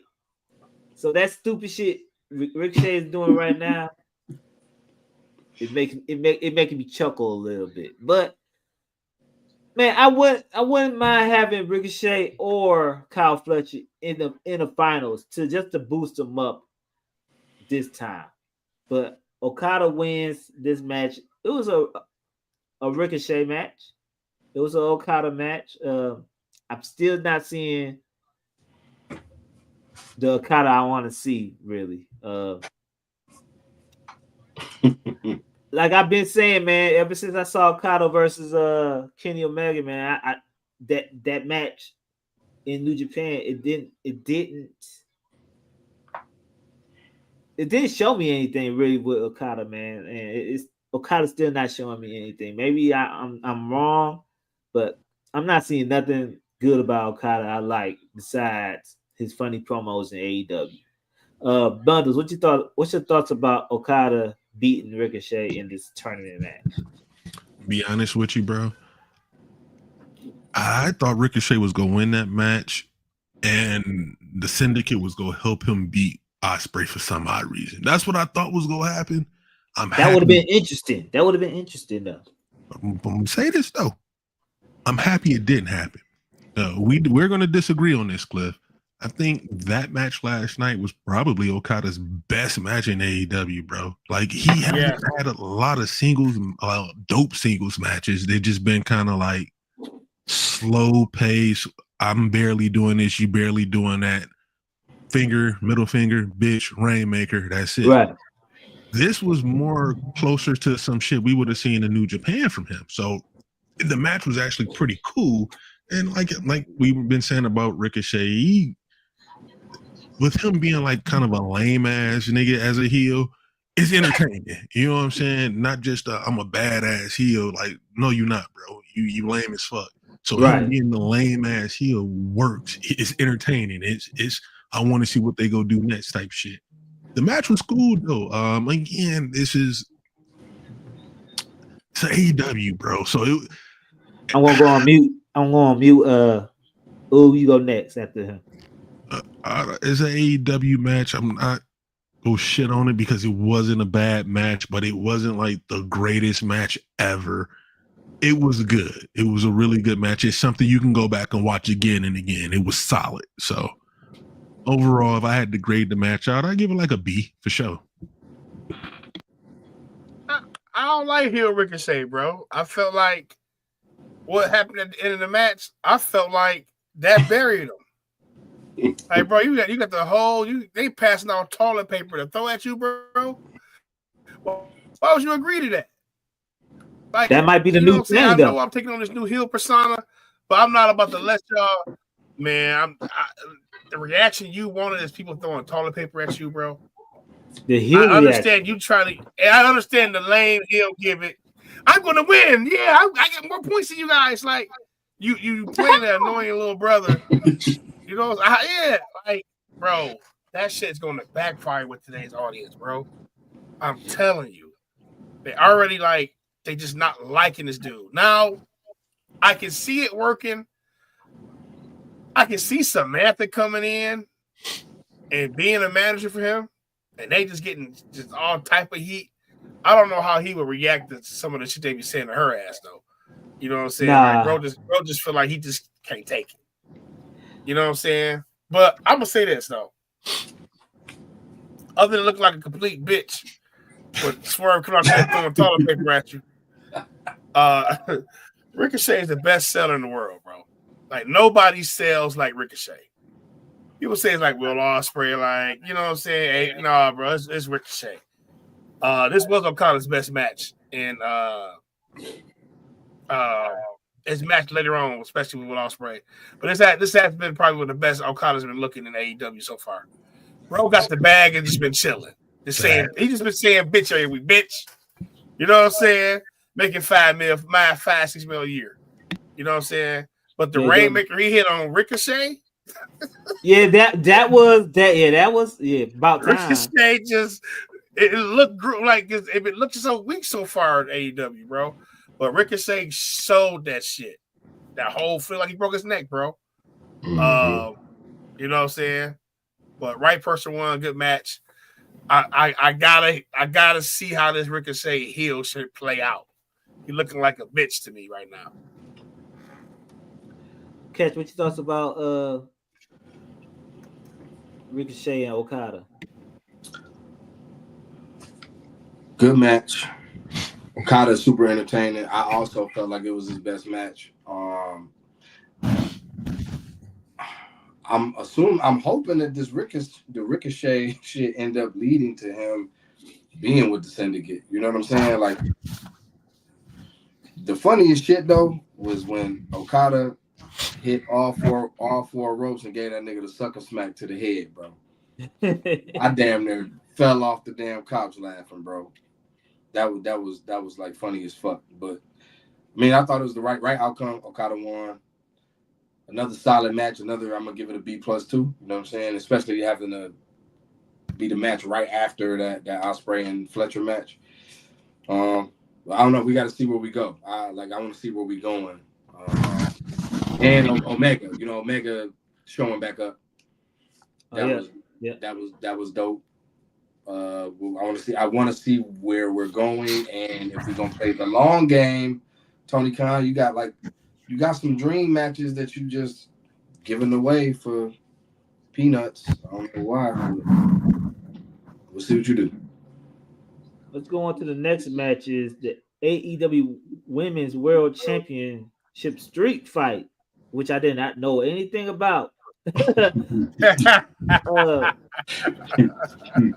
Glamour, Mariah May versus finally Thunder Rosa. I did not know anything about this match because I don't watch Collision like that, so I didn't know about this match. But I didn't really watch this match because my stream was fucking up during this time. I watched it. I saw the end that Mariah May won, but I don't know anything about the match because my stream was fucking up. I was trying to find another stream because I'm not paying for AEW pay-per-views. Bundles, what's your thoughts about Mariah May beating Thunder Rosa, man? I'm just kind of disappointed because Thunder Rosa. It's Thunder Rosa. I like Thunder Rosa as when she was champion, and I don't think she got a fair chance to get her stuff back. Bundles, what's your thoughts about this match? Hey, we were all Thunder Rosa fans at one point, but this all goes back to terrible management of the woman division. Y'all let one woman ruin the entire women's division. Yeah, so, it is what it is. But personally, I don't think Thunder Rosa should have had that match, bro. They tried to do a decent build to the whole thing. It was just a very shitty build, obviously. But for it to go straight into a Tijuana street fight, bro, it was unnecessary. It was unnecessary, bro. Give them a one-on-one match, and let it be what it is. The match itself was, for me, kind of underwhelming, bro. You just had a couple of oh my god spots here and there, and we knew I knew who was gonna fucking win. Like, bro, Thunder Rosa, since she's been back, hasn't really done too much of anything of a serious consequence to the point where anybody would believe she's gonna win that belt. You know what I'm saying? Right. So it was underwhelming, bro. So if I had to grade it, I'd give it like a C, D. Oh, what's your thoughts about this Thunder Rosa Mariah May match? I have to say Mariah May did look nice in this match. She just made the world title feel unimportant, man. Yeah, right. Make the world title feel unimportant. But I will say, man, they go harder in their hardcore matches than WWE women do. You know what I'm saying? I gotta put WWE on blast for that. Because they do certain spots that I know they wouldn't do over there. Hey man, thumbtacks? Shit. Power drive me through a table? Shit. So the high spots they did was some high spots. You know what I'm saying? Does Mariah just make the title feel unimportant to me, man? You know what I'm saying? Like you said, Cliff, this just match came out the blue. Like, okay, Thunder Rosa, Mariah May. I didn't even recall them even beefing or any story like that. So decent match, but they go hard, bro. They go hard. This the AEW women, and they ain't afraid to get their hands dirty in the hardcore matches. So, Case, what's your thoughts about Mariah May versus Thunder Rosa? I ain't gonna front, bro. This was my bathroom break match. When I saw, I didn't even know what was happening, and me and my son was watching. We went upstairs and started playing 2K. I ain't gonna lie. Hey, enjoy a little 2K in between wrestling pay-per-views. Hey, look, WWE 2K. Yeah, we went and got a match in real quick. Yeah, I was playing college football while I was watching this stuff. So, I was playing college football 25. So, yeah. What I will say is that, based on what I read about the match, I hope that it helps Mariah May's profile moving forward, because I agree with Oob. It does seem like that belt is like not important right now, and I don't know. It's not her. I don't want to say it's her fault. You know, so I really don't know what it is. It's just a shame that Thunder Rosa, man, after her injury, probably could have been a career-threatening back injury. She come back and still not get a right build to a rematch for her title. Not a rematch, but a fair shake to regain her title back. It's kind of hey, she did all this stuff for the company and stuff, and big up in AEW that she's not getting I don't think she's getting a fair shake as far as being pushed. Thunder Rosa, Deonna Purrazzo, Saraya, fucking Ruby. Like we can name like 15 different women who were supposed to come in and be that one. And same shit just keeps happening over. Is one just was smart enough to get the fuck out of there. Yeah. Let's go on to the next match, man. Talk about disappointing. The Dynamite Diamond Ring match. MJF versus Adam Cole, baby. Do y'all think MJF taking too much time off to film movies and do other type of stuff? Because it seemed like he fell off a little bit to me, man. Quiet quit. He quiet quit last. Come on now. And I want to say one thing about this match, then I'll let y'all. We're gonna start off with this, and the ending of this match. I did not get. I posted this in our little thread. You did all this storytelling about Adam Cole doing this, and MJF and stuff like that for Adam Cole to lose the match, for him to reunite the Undisputed Era at the end. No, Cliff. The match happened a year too late. It don't make sense. I'm done. You know, you want to know what does it make sense about the whole thing, bro? Let me lead this off, right? Before this match, fucking Kyle O'Reilly was trying to beef with Adam Cole, bro, because he's blaming Adam Cole for Vince Russo over there, y'all. Like, so now what happened for y'all to get back together besides MJF beating you? Nothing, bro.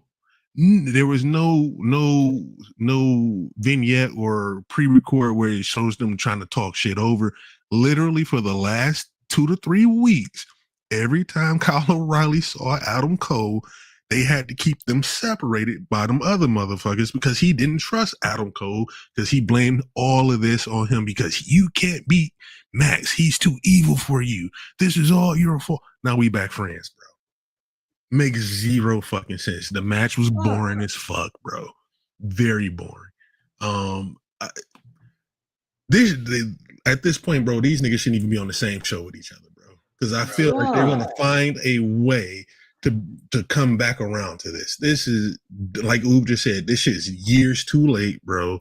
Nobody fucking cares. We didn't need this. at all, bro. We could have kept them separated. We didn't need this at all. This was pointless. And it seems like it's going to get even more pointless because you're trying to put the kingdom, undisputed kingdom or undisputed era, whatever the fuck you want to call it. You're trying to put them back together, bro. With Cole, O'Reilly, and Strong. But you would need Fish to make this shit work. Nobody wants to see Fish at this point. Nobody wants to see Taven and Bennett. So just make it just the three of y'all, bro, and just bore us out, man. Just the three of y'all bore us out and just leave it at that, bro. But keep Max far the fuck away from all this shit, bro, because you can still save Max, bro. Them three motherfuckers is over with, bro. This makes me think, like, what was the purpose for Adam Cole, Kyle O'Reilly, and Strong to go to AEW to do something different, right? Why won't you just stay in WWE and you still would have did something different, But in AEW, y'all did something different for a little bit, but wind up coming back together again. Listen to this, bro. Adam Cole left because he didn't want to be a manager. Motherfucker got to AEW within 6 months, was hurt. Comes back from a concussion. Within 3 months, he's hurt. So you're not wrestling. You could have just stayed there and not wrestled and just been the manager, bro. Right, bro. Until Vince was gone, then come back to wrestling, my nigga. Like, shit just works itself out so perfectly sometimes, man. It's funny to see. It's crazy. I just don't understand the ending of that match. I didn't understand Kyle O'Reilly coming down the ring. MJF was like, "Yeah, go handle Adam Cole. Go handle Adam Cole or whatsoever." He was about to go back in the back. Then Kyle O'Reilly pushes MJF all the way to the ring, and they all three of them just fuck him up. Like, did you get a pop from that? I mean, I don't understand. What's your thoughts about this match? The match was solid. Just happened a year and a half too late. MJF do take too much damn time off. He don't want to be there. You know what I'm saying? Adam Cole wrestling with a broken heart. He don't want to be there. You know what I'm saying? He didn't came and joined this girl, and you can't work with the same place you work with. You can't get your honey when you get your money, man. You can't go work with your girl, bro. And Cole, stay where you was at. Cole, you getting flabbier. You're getting flabby, though. Man, listen, bro. You're like a streamer. Mm-hmm. You know what I'm saying? So it's just the match was straight, but it just should have happened to them. I mean, and it felt weird. The end of the match felt weird. Like, bro, it felt weird. About Dave them. Nobody care about this little group y'all got, bro. It's like y'all was in the back. Y'all was in the locker room pissed. What are we doing, guys? That nigga said Adam Cole had happy weight on. He was flabby, dog. Every time he run to the ropes, man, I see his titties jiggle.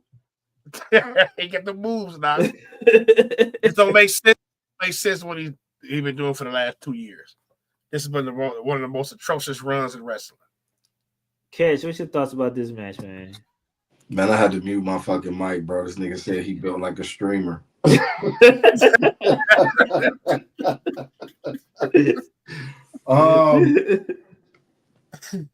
I don't fucking get it. Are they about to lead to the most epic trios championship run in history by putting Adam Cole and Undisputed back together? Like, what's the end game here?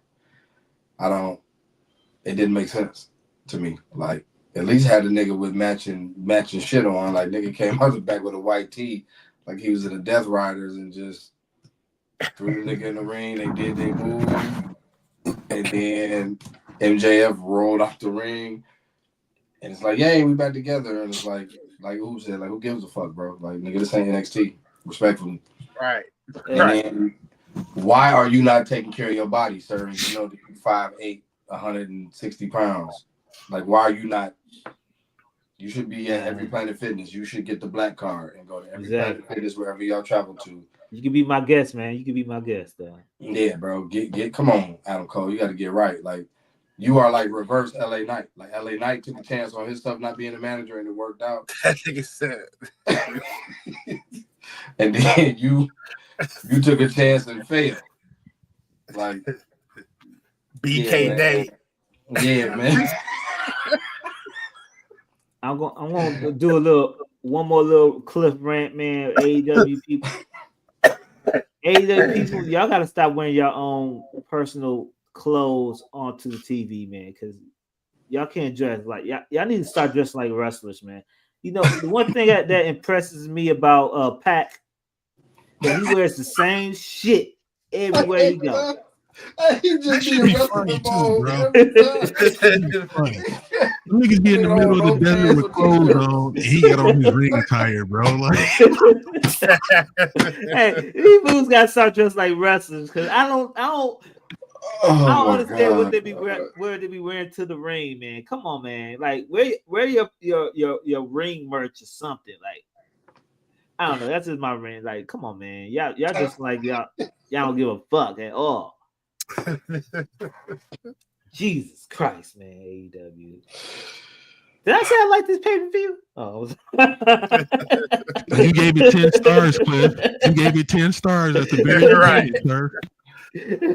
Look, it was fucked. I did like the pay-per-view, bro, but it's just like in hindsight. Right.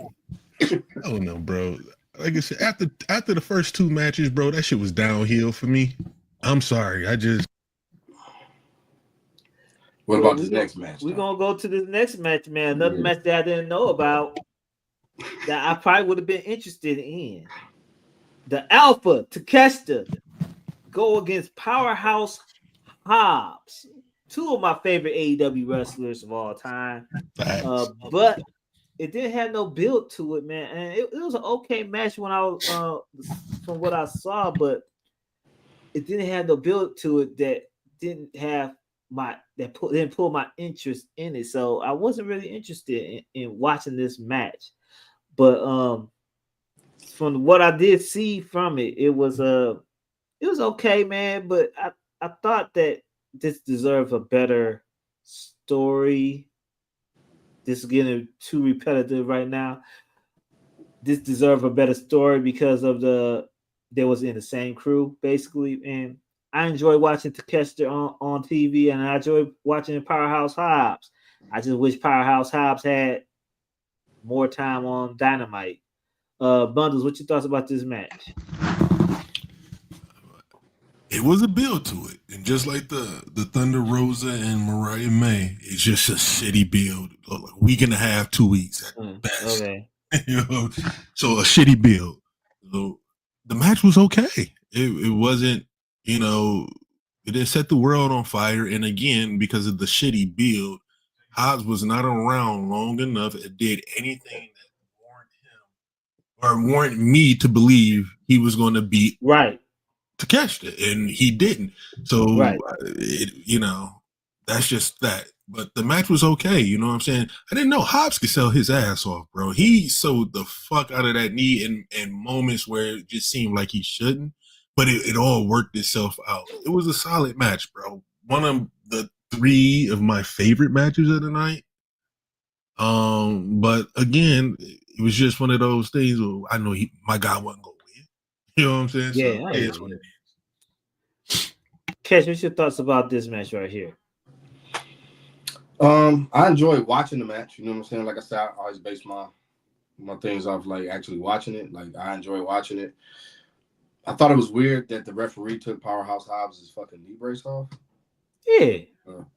Because he was hitting it with the knee brace or something like that? Or what? I mean, I forget. Nah, like, if I remember right, he just, like, wanted her to take it off. He was trying to take it off himself, and he couldn't, so she just pulled it off for him. Yeah. Like, okay. That wasn't in the story. It's just, this is making me feel uncomfortable.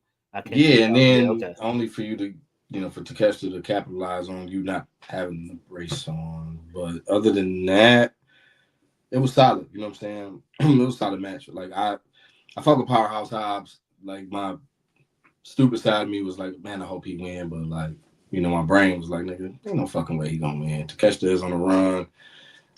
They're gonna keep the belt on him for a while. but I feel like it's gonna take Hobbs out of a singles titles run. So like now what? You know what I'm saying? Like and I don't like that because I really, really fuck with Powerhouse Hobbs. So I give it a C+, but I want to see what happens next year. Oh, what's your thoughts about Takeshita and Hobbs? It was a good big man match. I like Takeshita. I feel like Hobbs, I hate to be the WWE recruiter, but I feel like Hobbs, time is up here. I don't know what y'all going to do with him after this. You know what I'm saying? He getting Warlow too much to me. You know, start, stop. No, he had an injury. But Clifton did have a little build, though. They was building it over a few dynamites, and there's always going to be something with Don Callis, who sounds great on commentary, by the way. You know what I'm saying? Better than Tony Schema, Schiavone, and Jim Ross. You know, bro, just a natural. Cyrus the Virus, you know what I'm saying? ECW. Like, he can actually put some shit over if he's behind the booth. But I like the Takeshita, man. I think that's somebody that they actually booked correctly. You know what I'm saying? Bro had wins over Kenny Omega. Bro been in big matches. Bro is the right champion right now for that belt. You know, I like the way they built the Takeshita. You know, so it's kind of no complaints on him. You know what I'm saying? I do kind of want to see Hobbs in a more prominent role, though. Mm-hmm. Takeshita. Let's go on to the next match, which probably might have been my match of the night. The CEO, Mercedes Moné, versus Chris Statlander for the TBS Championship as Mercedes Moné retains her title. I enjoyed this match. I have no complaints about this match, man. I thought both women worked well against each other. I think they are almost a perfect match for each other, really. Statlander, man, it's time for her to move on to another title now, and hopefully she'll get that push, man. She's like she's getting a lot of TV time right now, and hopefully she'll move on to the world championship scene. But with Sasha, not Sasha, but Mercedes, great in ring, horrible on the mic. But hey, you can't deny her in ring ability, man. I want to say, Bundles, what your thoughts about this match? Serviceable match, but it was hard to watch it and not compare it to the match they had at the previous show, which was really, really fucking good. Yeah. I don't think this was as good as the previous match, but it wasn't a bad match. It was extremely serviceable, and I actually liked the finish. That was a very unique pin she did at the end. It's like, oh, yeah, that's legal as fuck. You can't really kick out of that. That's dope. But the match itself, like I said, this one, in my opinion, nowhere near as good as the match they had last month. But they work very well together. But you can't have her wrestle Chris Statlander every fucking month, bro. It's not, you just can't do it. She has to learn how to, look as good with other people in that ring. With Statlander, though, bro, I think it's time, just like Oob said with Hobbs, I think it's time for her to get the fuck up out of there, bro. Because you're just bouncing back and forth between the same shit and you're not getting elevated any further. You're just the girl that puts on really good matches with the other girl she puts over. You know what I'm saying? And at this point, I don't think it's going to get any better than that. Like Mariah May, they're letting her hold that belt till they get Tony Storm back around to it, bro. That's what it seems like. And Mercedes is just holding that belt because she's fucking Mercedes at this point. They're not building up, in my opinion, from what I see, they're not building up anybody to be a force to take the belt from her. So I think it's time for her to get the fuck up out of there or go to ROH, bro. ROH. Oh, what's your thoughts about this match? It's solid. I like Mercedes Moné, man. She can wrestle her ass off, man. But her character, she got the bag. You know what I'm saying? She got the bag. She got the leverage. She used her status. Came and got the bag. I kind of feel like her and Mariah May's title should be flip-flopped. I think she would probably feel Mercedes Moné would feel better than me if she was the world champion. I don't know. I guess I don't know, but solid match. Like Chris Statlander is a dark horse for my woman rest of the year, man. She's put on no less than 6 bangers this year. She's the great hand at AEW. Hey, sellers, I agree, man. Get the fuck up out of there. You know what I'm saying? After the AEW originals ain't getting paid like them newcomers that's coming in. You know what I'm saying? You can get the same shit over there, but you can get to stardom. You know what I'm saying? And just go somewhere where you can kind of blossom your character and grow. You was an indie darling, came to AEW, you did your shit here. Now it's time to go to the big leagues. Chris Statlander in NXT would be great. And just imagine her versus what's the surfer girl name? Sol Ruka. Yeah, Sol Ruka. That would be a pretty good match. What's the big powerhouse from Australia they got over there now? Zarya. Bro, she'll make some good matches with a lot of people in NXT for sure. Exactly. Cash, what's your thoughts about this match?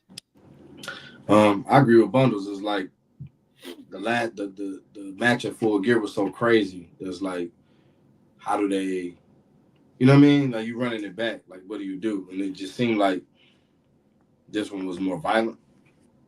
You know what I'm saying? Like a little bit more like violence, like powerhouse moves and shit like that. But I just don't understand how Chris Statlander ends Jade Cargill's run and then wrestles Mercedes twice and can't get her once. I don't know, man. Like I hate to be that dude, but like, yeah, that's true. She need to leave. I don't know if her contract is up or if it's about to be up, but like if she can, she need to leave, go somewhere else, whether it's NXT, TNA, and be able to kind of get a fresh start. Because right now it's like you just lost twice. Now what? Like you can't lose to Mercedes and then jump up and go after Mariah. So like, now what? You go after it seems like you can do that in AEW because any random storyline gets you no top structure, 10. right? Yeah, you go after Athena. Yeah, do you go after Red Velvet? Like, what do you do? Like, what's next? What do you do? What you finna do now? Go back into a feud with Willow Nightingale. She just apologized to her in a promo. Yeah. She just came and said in another awkward promo, she said sorry and just walked off. Then Willow gonna turn heel on Statlander. I didn't even think about TNA until you said that shit, Catch. But with Jordan Grace leaving and have her and Tessa over there, you know what I'm saying, 1A and 1B, bro. That'd be nasty. Yeah, like that. Like I don't know. It just sucks, bro. Because it's so much talent in AEW. We've said multiple times, maybe they should leave. Don't go there. And it's all because of booking. Let's go on to the next match, the Continental Classic Finals match. Kazuchika Okada versus Will Ospreay. Okada beats Will Ospreay, introducing us the story that Will Ospreay can win the big matches, man. I think this is what I mean when AEW is introducing stories within the pay-per-views and stuff like that. Now they've been starting this story a little bit when Will Ospreay was in a promo with Darby Allin that he can't win the big matches and stuff like that. And this is the question I want to ask you guys. Is this story will end up being of Will Ospreay winning the AEW World Championship probably in All In the summertime in Texas? First of all, what y'all think about this match, and y'all can answer my question. Let's go with Bundles. I actually like the match, bro. Dope match. And going back to what I was saying earlier about the Ricochet and Okada match, we're seeing Okada like get the leash taken off a little bit. What it appears like he's wrestling like we see on January 4th, for the past 15 years or whatever the fuck. Good match. To answer your question, I don't know, bro. It seems so convoluted because we have so many players that are in that main event scene right now. How do we dwindle it all down to Ospreay? Like, I would rather see. Do you remember when Will Ospreay said he told Darby Allin that he would join him in the fight against Moxley and stuff after he gets settled down and start back his winning streaks or whatever he's going to do? Yeah, I remember all that. But here's my thing: we're looking at the overall landscape of you said. When is the Texas show? Is in June or July? I think it's in July. July. Yeah. Okay, so as we're moving towards that time frame, we have Moxley as the champ. We have Hangman, who's a viable contender. We have Ospreay, a viable contender. We got Darby, viable contender.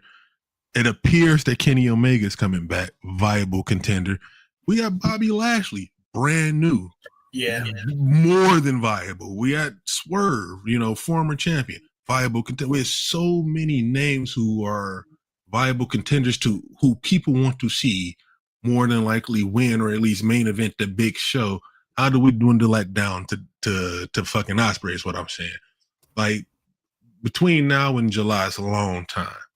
We know the capabilities or the limitations of the booking of this company and all that shit. I can't say yes. I see this as leaning towards Ospreay winning the belt in July in Texas. I can't say that because I don't have faith in the booking, and with so many big names that you can put there in that spot, if Moxley still go be the champion or whoever may get the belt off Moxley up until that point, there's so many names that you can just throw out there that will for me will work, and Ospreay's name is included in that. You know what I'm saying? So I can't answer that for you, yes or no. You feel me? You got people asking if you're an Eagle fan up in the chat. No, man. It was laundry day, bro. This was the only clean shirt I had. Well, the only decent looking clean shirt. Other than that, it's just around the house shit. So gotta wear what we wear, baby. Oh, what's your thoughts about this match? Oh yeah, at the end of this match, you have a appearance of Kenny Omega presenting the Continental title. The loudest pop of the night. The loudest pop of the night. But you see Omega and Okada 53. It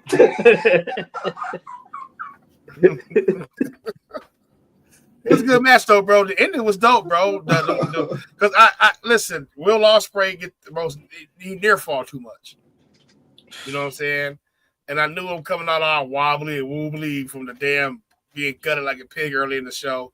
I don't like that shit too. So I know they setting up the L that way.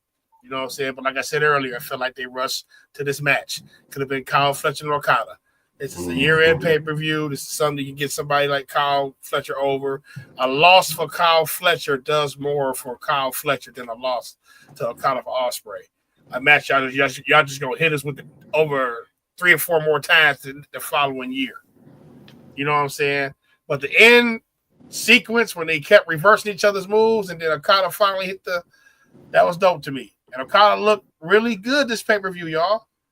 Once again, he was just calling people bitch and looking flabby and sick for the last 6 months.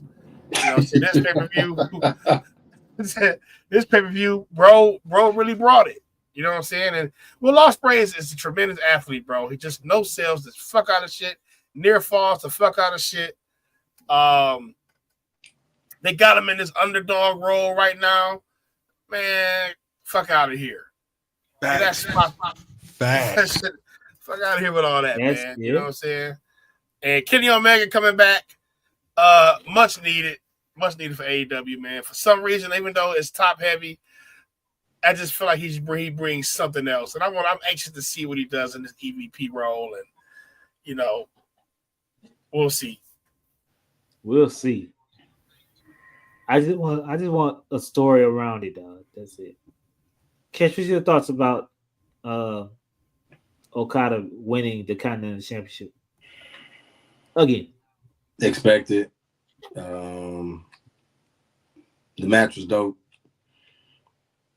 still was the wrong match. You know what I'm saying? I'm still sticking to my guns from earlier, where I felt like it should have been Fletcher versus Okada. But it was, I mean, you know, it was cool, man. It was cool. Like, Omega showing up made it a little better, but like who said, like 53rd time, you know what I'm saying? We setting it up again. Like, I get it, it's never been done in AEW, but and didn't they beat the shit out of him like earlier in the year?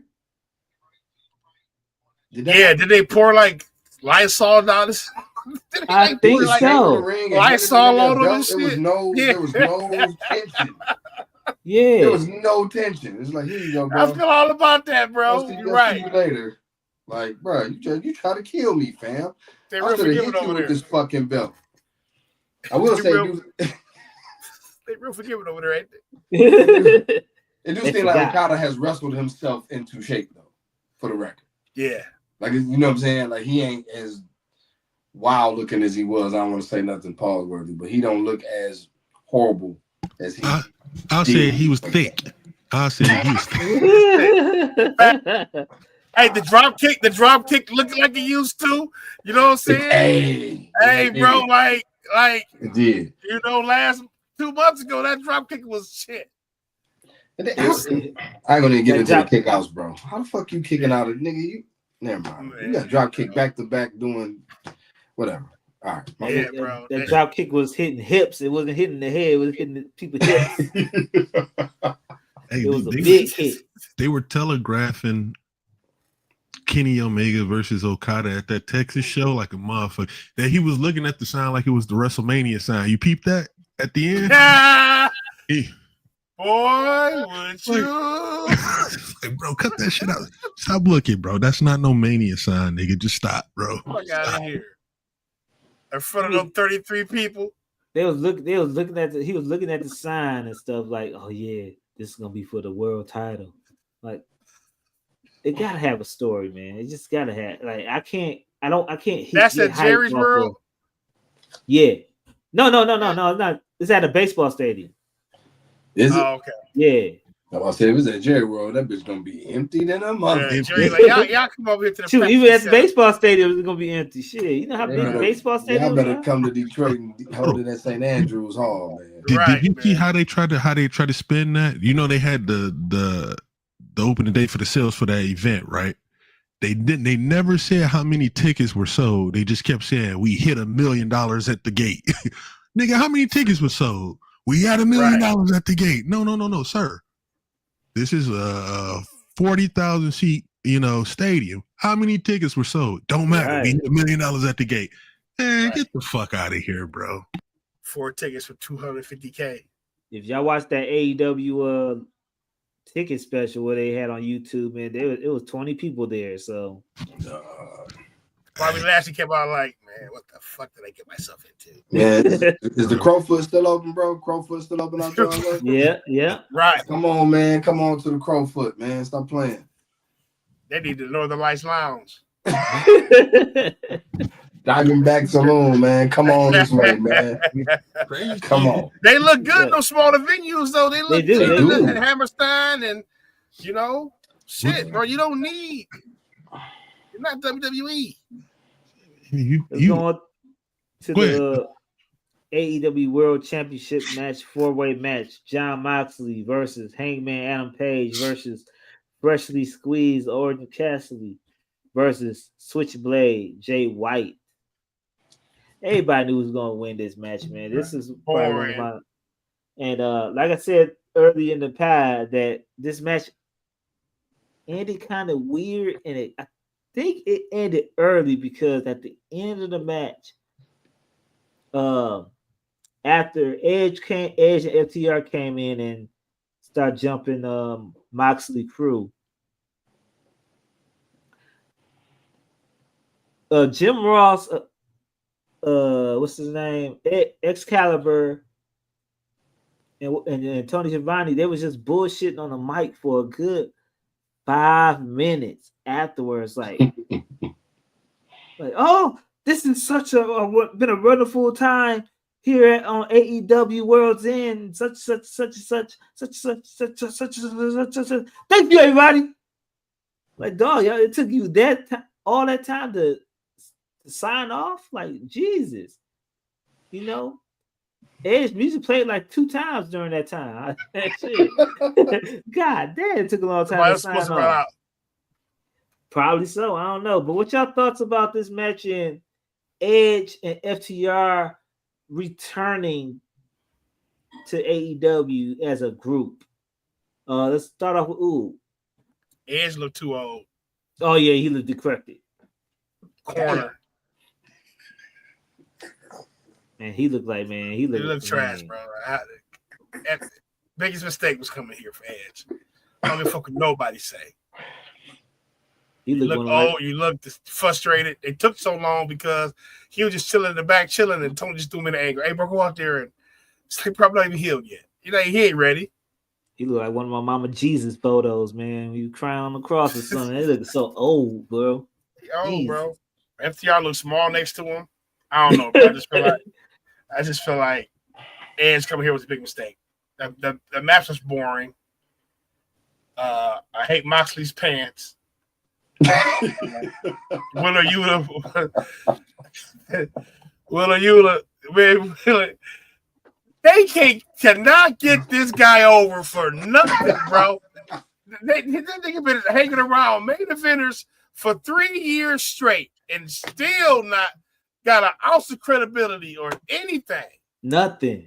You know what I'm saying? So Jay White, Switchblade, and Marina Shafir was funny. But you know what I'm saying? The match is kind of boring, man. It's boring. What is the plans for Marina? Is she just a heavy? What is the plan for Marina Shafir? That's all she is.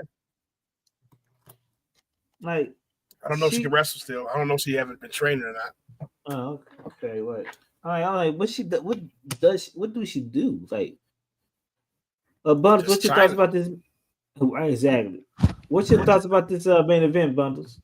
Like I told you all at the very beginning, I fell asleep, bro. So I didn't even like at the point where niggas was on the outside fighting and the Death Rider showed up, like right around that time, I had dozed off. So when I actually woke up, literally the only thing I seen was Edge standing in the ring and FTR behind him. And I was like, what the fuck happened? Who won? And then it just went straight to the closing shit. So that's all of the main event I seen. And not gonna lie, Edge did get a pop when he came out, man. People popped for him. Go ahead. My bad. I'm good. Go ahead. No, I said he's irrelevant. You think he's irrelevant right now? Oh, who got pinned? I'm sorry, who got pinned? Shit. Jay White. It was Jay White. Yeah, Jay White. So they made him eat the L instead of Orange Cassidy. Oh, come on, bro. Come on. You know they not gonna get Orange Cassidy that. He's the face of AEW. He's the face of AEW. He's not gonna do that. He's one of them cats. He can eat 100 L's and still be Orange Cassidy, bro. You got to do something with Jay White, man. You got to. Let him go if you're not. Let him go if you're not, bro. Back to Japan, nigga. Cash, what's your thoughts on this main event? Dookie,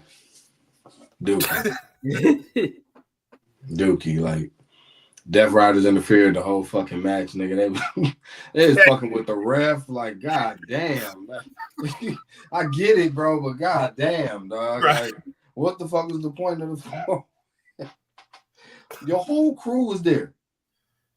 Your whole crew interfered. Whole crew. Like, nah, it was just for Edge to come back. I mean, I'm sorry, Adam Copeland to come back, and now it's fucking rated FTR, nigga, rated RKO, rated. Fuck out of here. I'm sorry. And I'm saying it respectfully, too, but fuck out of here. Like that. Where are we going with the Death Riders angle? We are, 4 months in and still don't have an answer, bro. Still don't know. Where's Niggas ain't Pop? seen the belt since September. Where's Pop? Pop never. Oh, one of his famous hiatuses. You know how you do. That's in his contract. Nigga somewhere buying new black tights, new black Right. armbands, new black boots.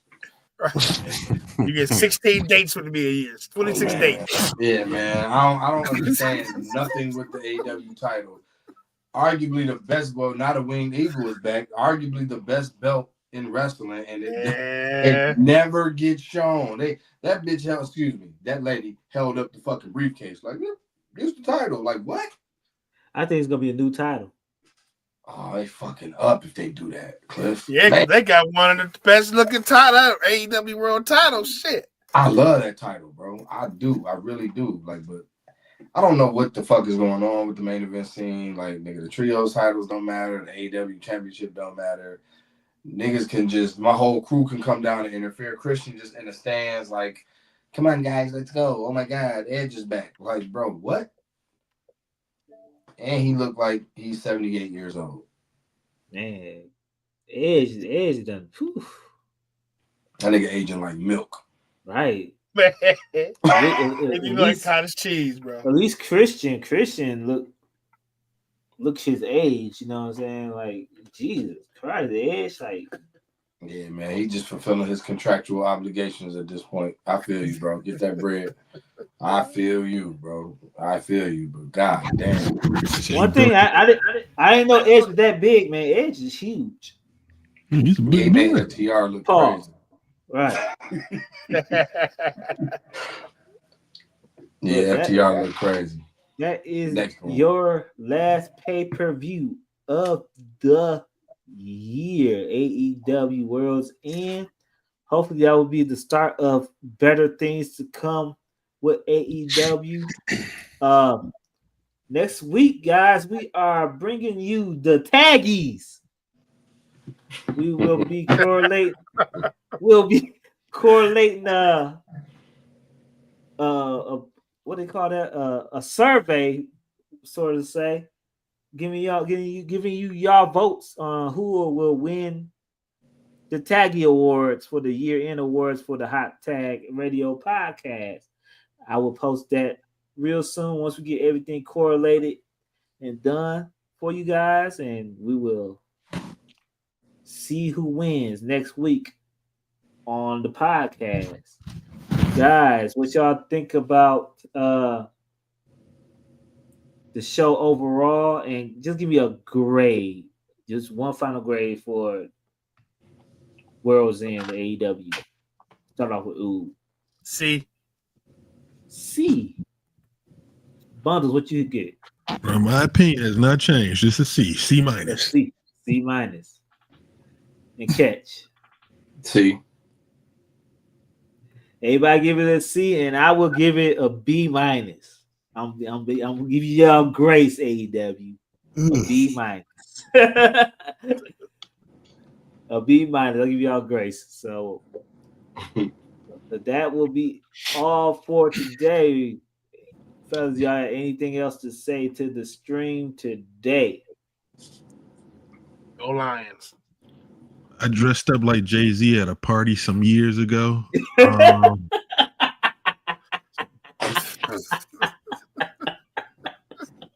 And people really thought I was Jay-Z. Shame on y'all. Yo, that was crazy.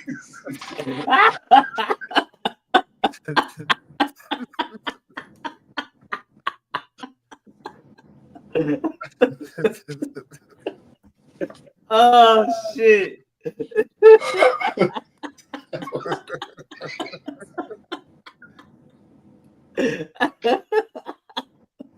This nigga Bundles is crazy.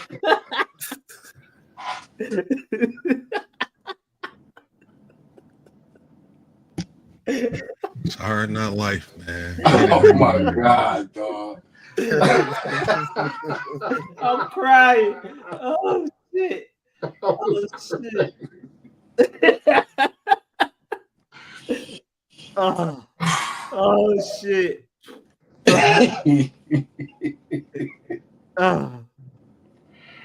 Wow. Oh my god. Y'all childish, man. Grow up, y'all childish.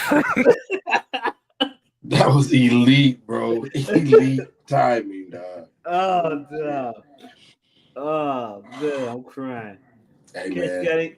got anything else to say to this journey, dog? Man, I need y'all to pray to the fantasy football gods, man. I'm out here. Listen, my kids had a great Christmas, but I'm broke, man. I'm in the Super Bowl. I need to win this money.